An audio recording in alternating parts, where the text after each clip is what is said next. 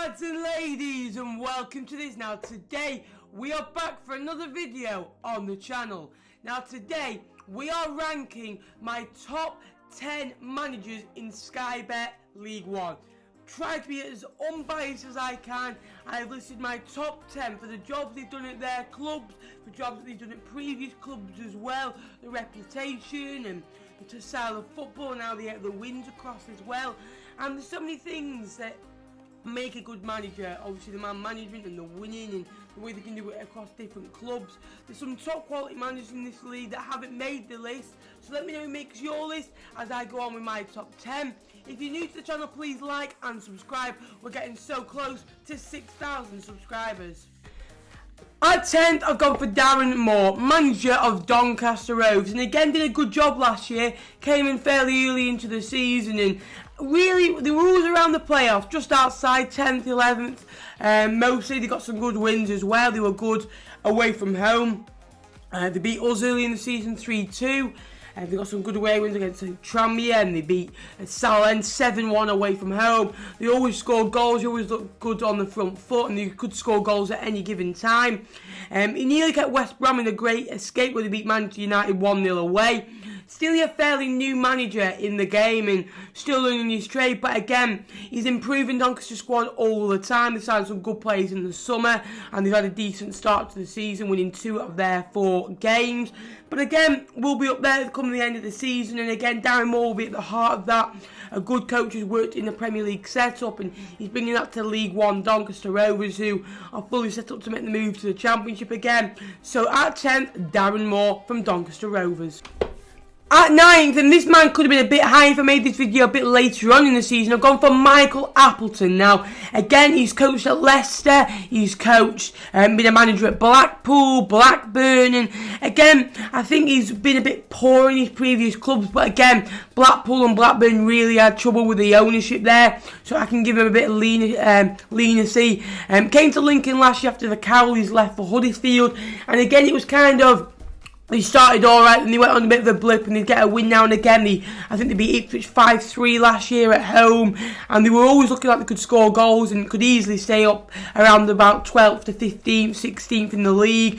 But again, started this season off fantastically well, winning the first 4 games of the season. They did lose on Saturday to Bristol Rovers, but again, he's built a good squad. He's starting to get his philosophy now. He's got his own players, and I think they could have a very good season at Lincoln. They're scoring goals, they're good at the back, they've got some good players like George Grant, and very, very good squad. We play them on Saturday, it'll be a tough game, but Michael Appleton makes number 9 in my list. A manager that didn't make my list last year makes it this year. Number 8, Paul Lambert. Now, Paul Lambert is a good manager. He came into Ipswich when they were really struggling in the Championship and gave the fans a little bit of hope and really generated the club back up, really, and he did a good job at I know he played for a lot of the fans going an away game to Blackburn, I think it was just before Christmas, a top quality gesture. Again, started off very well last year with the squad he has, and again fell apart a bit, but again started off again as well. Will that happen to him again? I hope not, for his sake and the Ipswich fans' sake. But again, a good manager. He's experienced, he's done it over numerous different clubs, and I think he's a top quality manager. The only reason that he's not higher in this list, I think Ipswich have got one of the best squads in the league, if I'm honest with you, so it is expected that they do start off well and win games of football. But Paul Lambert's still a good manager, and he'll get him scoring goals and try and keep him tight at the back. Paul Lambert, number 8 in my list. Number 7, I've gone for Richie Wellens, manager of Swindon. Now, what a job they did last year, again, getting promoted out of the division, winning the league, absolutely fantastic achievement. Again, had to survive on loans and frees, obviously. You've got Jerry Yates and Ian Doyle on loan from, obviously, Jerry Yates came from Rotherham United, which was a good sign, and Ian Doyle on loan from Bradford City. Again, when those two went away for a bit in January and they obviously came back, they did lose a little bit of spark, but they still won the league. Would they have gone up with the season finishing? Yep. And again, great manager. He did have an unfortunate spell at Oldham, but he nearly kept a side that should have finished probably bottom of that league, in my opinion. Playing some great football. Oldham fans, it's the best football they've seen in years at Boundary Park. A top manager, will go far in the game, and a really, really good guy as well. Richie Wellens is number 7 in this list. 6th is another promotion master and another League 2 manager of last year. Gone for Ryan Lowe. Went up with Bury, and again didn't get a chance to manage him in League One, unfortunately. But again, what a squad he had there. Got him scoring so many goals. If they weren't scoring one, they were scoring 2s and 3s and 4s and 5s. And they were so good to watch as well, and that just shows you what a manager is. He inspires his players. Went to Plymouth again, inherited a great squad that came down, and again got them up brilliantly, and it's a top quality to do, to get teams that should be going up with their squads back up to League One. So much pressure as well. Very, very good job. He started well with Plymouth, a couple of home wins to start the season, one against Blackpool, and very, very, very good start. Very pleased with the job he's done there, and I think Plymouth fans adore him as well. He's such a good manager, great man management as well, and Brian Lowe makes 6th in my list. This is where my biasness comes out, people, so I've gone for Joey Barton. Now, when Joey Barton came up to Fleetwood, he inherited a squad that nearly went down, and really, it was a really poor squad in IMO. We only had Paddy Madden that could score goals, and again, the squad that he's improved over time. He's got plays better. I think Wes Burns has been a vast improvement in his game. I think some of the young lads, Harrison Holgate, James Ale, Jamie Tete, have been given chances which I don't think other managers would do that to him. He's brought obviously Morris back to the club, Danny Andrew back to the club. He's brought Coots, Glenn Whelan in, and he knows how to get his contacts in, and he knows how to play them, and he knows how to treat players. And sometimes his temperament before the game, where he said something about an opposition team, has kind of giving them the 3 points. But apart from that, he's a top bloke. He really is a top manager, very intelligent, and will go far. Nearly got us up last year, got us into a playoff position, and would have been higher in my opinion if the season would have carried on. A top manager, a top guy, and Joey Barton will manage in the Premier League one day in my opinion. Joey Barton, 5th in this list. Manager that I adore, a top quality manager, Steve Evans. Now, his football isn't pretty or amazing or really, really good to watch. It's what they will do. They'll come onto a pitch and they'll battle for 90 minutes, and they will want to head the ball, kick the ball, get on the ball more than the other team. He's got more urgency. They've won 11 games out of the 20 home games since his arrival. Before that, it was only a 29.7 win percentage. Now it's 55, so you can see the improvement already there. And good sides win games of football at home. They've done that this season. Obviously lost to Hull, but they've beaten Blackpool, and they've beaten Oxford, who are a good side, and they're effective in front of goal. He's brought some players in that suit his system, like Samuel up front, and we've got some good midfielders as well. They've brought Trey Coyle into the club, so very good manager.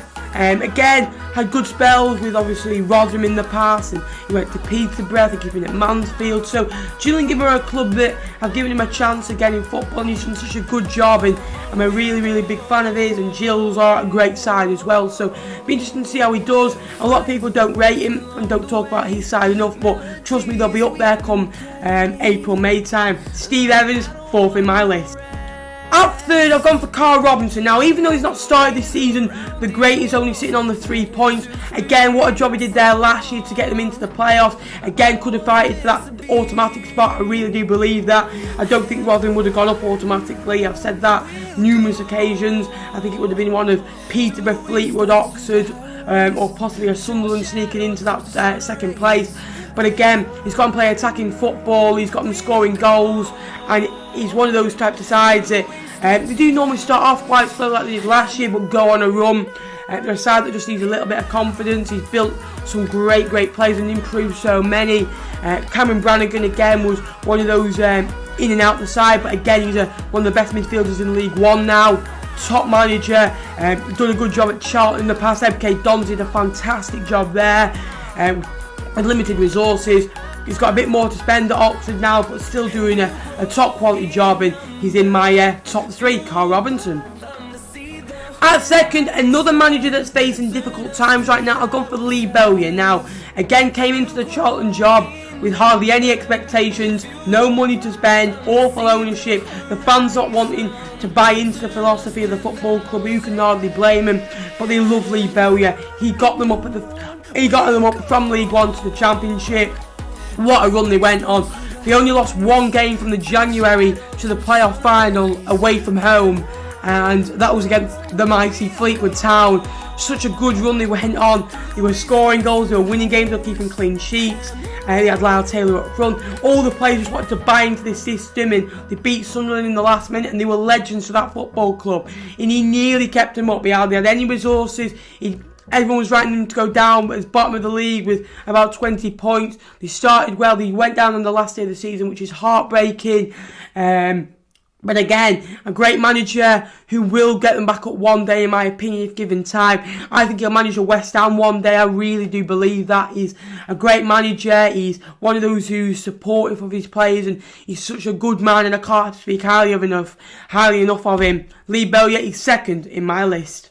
But at first, I've gone for a man with hardly any resources. Again, a manager that has to scrap away on frees and loans and has to do his business a different way. I've gone for John Coleman. Again, at a great club in Appleton, Stanley Andy Holt as chairman. He's been there years as John Coleman. He's been promotion hero. He's got him into round 5 of the FA Cup in the past, and round quarterfinals and semi-finals of the Checkatrade Cup. And again, a smaller club like Fleetwood, who again have to get what they get from Premier League clubs, but the way he can scout a player and he can work with a player and improve a player is just so fantastic. Like some of the players that they've bought and they've moved on, like Caden Jackson, they sold for over £1 million to Ipswich Town. That'll keep him going for a few years. Obviously, Billy Key's another player that's been fantastic for them over the years. John Coleman's just a fantastic manager, and with him at the helm, it reminds me a bit like Sean Dyche at Burnley. Always one of the favourites to go down, but always somehow keeps them up, and such a good man management, and such a good guy, and can't speak highly enough of him. John Coleman is my first.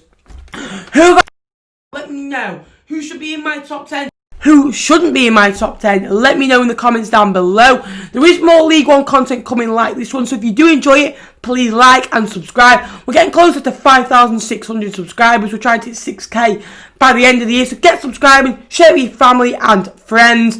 And again, we do watch-alongs on Saturday for Fleetwood Town games. Thank you for watching this video. I hope you have enjoyed it. Can we try and hit 60 likes on it? That'll be much appreciated. And until next time, I will see you later. Up the cods.